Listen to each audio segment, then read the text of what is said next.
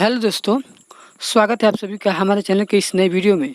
आज की इस वीडियो में हम लोग क्लास 9th के भौतिकी के चैप्टर 1 का अध्ययन करेंगे। तो आइए वीडियो को शुरू करते हैं। वीडियो को शुरू करने से पहले आपसे एक छोटा सा रिक्वेस्ट है कि मेरे चैनल को सब्सक्राइब और वीडियो को लाइक कर दीजिएगा और बेल आइकन भी दबा दीजिएगा ताकि मेरा वीडियो सबसे पहले आपके पास पहुँच पाए और आप मेरे वीडियो को आसानी से देख सकें। तो आइए वीडियो को शुरू करते हैं और अध्ययन करते हैं हम लोग चैप्टर 1। चैप्टर 1 है आपका विज्ञान और मापन, यानी हमको विज्ञान और मापन इस चैप्टर में पढ़ना है। तो हमारा सबसे पहला टॉपिक है विज्ञान, यानी विज्ञान किसे कहते हैं। देखिए, सावधानी पूर्वक और क्रमबद्ध तरीके से किए गए प्रयोगों और परीक्षणों द्वारा प्राप्त ज्ञान को ही विज्ञान कहते हैं। यानी सावधानी पूर्वक, यानी अगर कोई भी नया काम करते हैं तो उसमें हमको सावधानी बरतना होता है। ठीक है, उसको करने के लिए थोड़ा ध्यान रखना पड़ता है। ठीक है ना। क्रमबद्ध यानी एक के बाद एक, यानी एक काम कर लेने के बाद आगे हम बढ़ते हैं, यानी क्रम बढ़ाते हैं, उसको क्रमबद्ध कहा जाता है। ठीक है। तरीके से किए गए प्रयोगों, यानी प्रयोग यानी कुछ प्रयोग करके, ठीक है ना। प्रयोग करने का मतलब है यानी हम देखते हैं कि हाँ ये हो सकता है कि नहीं, ठीक है ना, वही प्रयोग कहलाता है। ठीक है। और परीक्षणों द्वारा प्राप्त ज्ञान को ही विज्ञान कहते हैं। तब उसके बाद प्रयोग करने के बाद हम परीक्षण, यानी हम उसको परीक्षा करते हैं, यानी प्रयोग में लाते हैं कि हाँ ये हो सकता है कि नहीं, ठीक है ना, उसी को परीक्षण करते हैं। तब उसके बाद जो भी हम प्राप्त करते हैं उसको ही हम लोग विज्ञान कहते हैं। ठीक है ना। तब समझ गए कि सावधानी पूर्वक और क्रमबद्ध तरीके से किए गए परीक्षणों और प्रयोगों द्वारा प्राप्त ज्ञान को ही विज्ञान कहा जाता है। ठीक है। विज्ञान की दो मुख्य शाखाएं हैं, यानी विज्ञान की दो मुख्य शाखाएं होती है। कौन कौन? भौतिकी विज्ञान और जीव विज्ञान। ठीक है ना। विज्ञान की दो मुख्य शाखाएं होती है। एक होता है आपका पहला भौतिकी विज्ञान और दूसरा होता है आपका जीव विज्ञान। ठीक है। भौतिकी विज्ञान का संबंध निर्जीव पदार्थों और उनसे संबंध घटनाओं से होता है। ठीक है ना। यानी भौतिकी विज्ञान उसमें हम किसका अध्ययन करते हैं? निर्जीव पदार्थों और उनमें जो भी घटनाएं घटती है, यानी जो भी वो जो घटनाएं होती है उसका जिसमें हम अध्ययन करते हैं उसको हम लोग भौतिकी विज्ञान के नाम से जानते हैं। यानी मान लीजिए कि जैसे भौतिक वस्तुएं होगी, जैसे में आपका आ गया विद्युत बल्ब का जलना, पंखे का चलना, ठीक है ना, किसी गाड़ी का गति करना, ठीक है ना, ये का आपका भौतिक विज्ञान के अंतर्गत आता है। और दूसरा है आपका जीव विज्ञान। ठीक है ना। जीव विज्ञान, जबकि जीव विज्ञान का संबंध सजीव पदार्थों और उनसे संबंधित घटनाओं से होता है। यहाँ पर बता रहा है कि जीव विज्ञान का संबंध किससे होता है? सजीव पदार्थों और उनसे संबंधित घटनाओं से। सजीव पदार्थ का मतलब जिसमें जीव हो, जैसे पेड़ पौधा, पशु पक्षी, जानवर, ठीक है ना, मनुष्य, जिसमें हम लोग उसका अध्ययन करते हैं, जीव जंतुओं पशु पक्षियों का, उसको हम लोग जीव विज्ञान के नाम से जानते हैं। यानी कहिए कि जीवों के बारे में जिसमें हम अध्ययन करते हैं उसको जीव विज्ञान के नाम से जानते हैं। ठीक है। और उसमें जो भी घटनाएं होती है उसका अध्ययन हम लोग जीव विज्ञान में ही करते हैं। जीवों में जो भी घटनाएं घटती है कि जो कोई भी जीव कैसे अपना भोजन करता है, कैसे अपने जैसा संतान प्रदान करता है, यानी उत्पत्ति करता है, उसका जिसमें हम अध्ययन करते हैं उसको जीव विज्ञान के नाम से जानते हैं। ठीक है। फिर यहाँ पर बता रहा है भौतिकी विज्ञान की दो शाखाएं हैं। अब भौतिकी विज्ञान, ठीक है ना, इसका भी क्या है? दो शाखाएं हैं, भौतिकी एवं रसायन शास्त्र। ठीक है। भौतिकी विज्ञान की भी जो दो शाखाएं होती है, एक होता है आपका भौतिकी और दूसरा होता है आपका रसायन शास्त्र। भौतिकी में हम अध्ययन करते हैं भौतिक वस्तुओं का, और रसायन शास्त्र में हम अध्ययन करते हैं रासायनिक वस्तुओं का। ठीक है ना।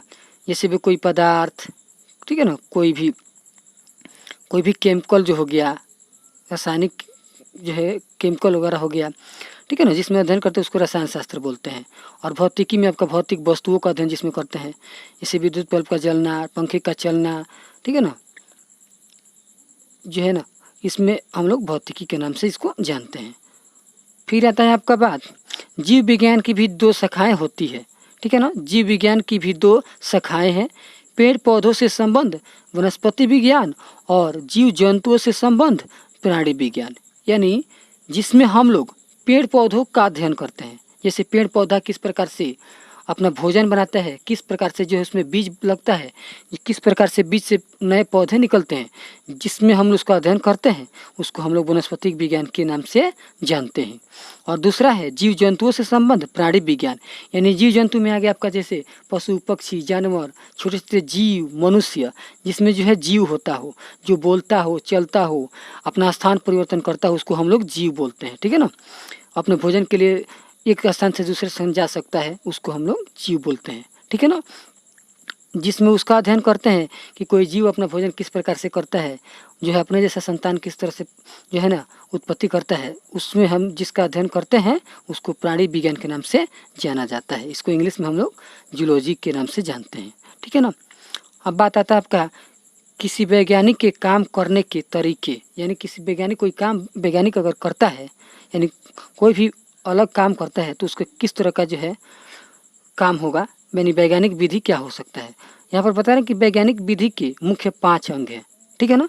वैज्ञानिक के काम करने के कितने तरीके हैं, तो 5।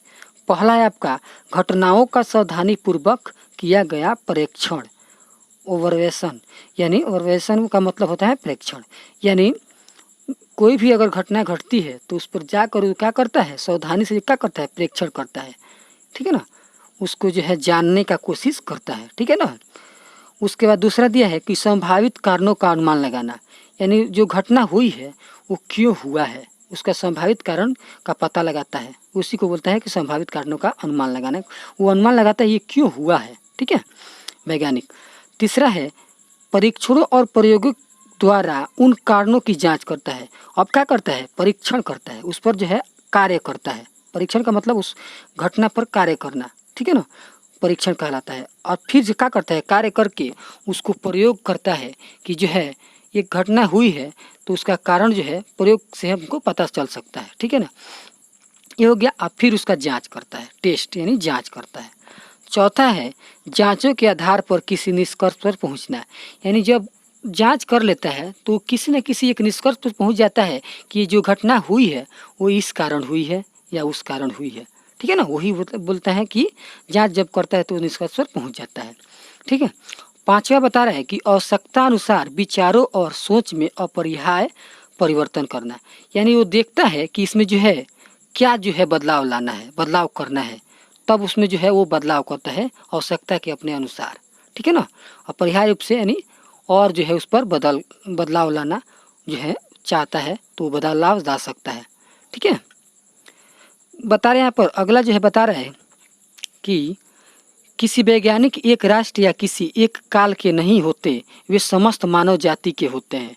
यानी अगर कोई भी वैज्ञानिक है, वो इंडिया का हो या पाकिस्तान का हो या जर्मनी का हो, इटली का, रूस का, ऑस्ट्रेलिया का, कहीं का भी जो वैज्ञानिक हो, वो बता रहा है कि वह किसी एक राष्ट्र या किसी एक काल के नहीं होते हैं, यानी किसी एक देश के नहीं होते हैं, वो सभी देशों के लिए हो सकते हैं। ठीक है ना, मैंने कोई मान लीजिए अगर कोई जो है वैज्ञानिक है, वो कोई वैज्ञानिक जो है मोबाइल बनाया होगा, तो मोबाइल क्या जो वैज्ञानिक बनाया है उसी के देश में चलता है? नहीं, ये जो है मोबाइल जो है सभी देशों में चलता है। यानी कहने का मतलब यही है कि जो है वैज्ञानिक जो होते हैं वो अपने राष्ट्र के लिए काम नहीं करते हैं, उस ऐसा काम करेंगे कि जो है सभी देशवासियों को जो है फ़ायदा हो, ऑल ओवर वर्ल्ड में जो भी देश हैं उन सभी को जो है क्या हो, फ़ायदा हो। इसीलिए कह रहा है कि वो किसी एक काल के नहीं होते, वो हमेशा के लिए होते हैं। हमेशा जो काम करेंगे हमेशा काम करते रहेंगे, वे सभी मानव जाति के होते हैं। जो भी जो इस वर्ल्ड में जो भी जितने देश है, जितने लोग हैं, उन सभी के लिए जो है वैज्ञानिक हो सकते हैं, होते हैं। वैज्ञानिक एक निरंतर चलने वाली मानवीय प्रक्रिया है। सॉरी, हम यहाँ पर थोड़ा मिस्टेक कर दिए। विज्ञान एक निरंतर चलने वाली मानवीय प्रक्रिया है। यानी विज्ञान जो है ये जो है सीमित नहीं है, ये जो है आगे बढ़ता रहता है। विज्ञान ये जो भी नया खोज होगा उस विज्ञान के अंतर्गत होगा। इसलिए बता रहे हैं कि यहाँ पर कि एक निरंतर यानी लगातार चलने वाली क्या है, मानवीय प्रक्रिया है। एक मानव से दूसरे मानव में, एक मानव आएगा तो अपना खोज करेगा, फिर अगला मानव जो है उसका अगला खोज करेगा। वही जो है एक जो क्या है, निरंतर चलने वाली प्रक्रिया है। ठीक है, महान वैज्ञानिक अल्बर्ट आइंस्टाइन ने ठीक ही कहा था। यानी महान वैज्ञानिक एक थे, अल्बर्ट आइंस्टाइन जिनका नाम था, उन्होंने कहे थे, इस बात को हमेशा याद रखना कि जो अद्भुत बातें तुम अपने विद्यालय में सीखते हो, ठीक है, वे संसार के सारे देशों में कई पीढ़ियों द्वारा उत्साहपूर्वक किए गए प्रयास और अनवरत परिश्रम का ही फल है। वो बता रहे हैं कि जो इस बात को हमेशा तुम याद रखना कि जो भी बातें आज तुम लोग सीख रहे हो, आज हम लोग सीख रहे हैं, वो जो है बता रहा है कि बहुत अद्भुत, यानी अद्भुत माने चमत्कारी, जो है अलग, यानी जो है चमत्कारी बात है जो विद्यालय में हम सीख रहे हैं। वो जो है अलग अलग देशों की अलग अलग लोगों द्वारा कई पीढ़ियों द्वारा बहुत परिश्रम करने के बाद, यानी उत्साह, यानी खुद उमंग लगा उसको खोज करने के बाद जो है प्रयास करने के बाद जो है वो मिला है। ठीक है ना। सब कुछ तुम्हारे हाथ में विशारद के रूप में दिया गया है, यानी बता रहे कि सब कुछ ये जो है तुमको दिया जा रहा है कि तुम इसमें जो है क्या करो, इसको बढ़ाओ। विशारद के रूप में सौंप दिया गया है ताकि तुम इसे स्वीकार करो, इसको जो है तुम ग्रहण करो, स्वीकार करो और ग्रहण करो, इसे मान दो। यानी मान दो का मतलब होता है इसको जो तुम भी पहचानो कि हाँ ये जो है हमें जो है इसको जो है इससे फ़ायदा हुआ है, इसमें वृद्धि करो और इसमें तुम भी क्या करो, अपने से जो है इसमें बढ़ाने का काम करो। ठीक है ना, वृद्धि करो, आगे बढ़ाने का काम करो। और एक दिन इसे तुम भी अपनी अगली पीढ़ी को निष्ठापूर्वक सौंप जाओ और एक ऐसा जो है काम करो कि जो है तुम अब आने वाले अगले पीढ़ी के लिए जो है ये बात जो है दे सको, बता सको, वो भी जो है जो भी तुम खोज करके जाओ उसको जो भी जान सके। ठीक है ना। आज की वीडियो में बस इतना ही। मिलते हैं एक और नए वीडियो के साथ, जो आपका अगला जो है भाग होगा मापन। ठीक है।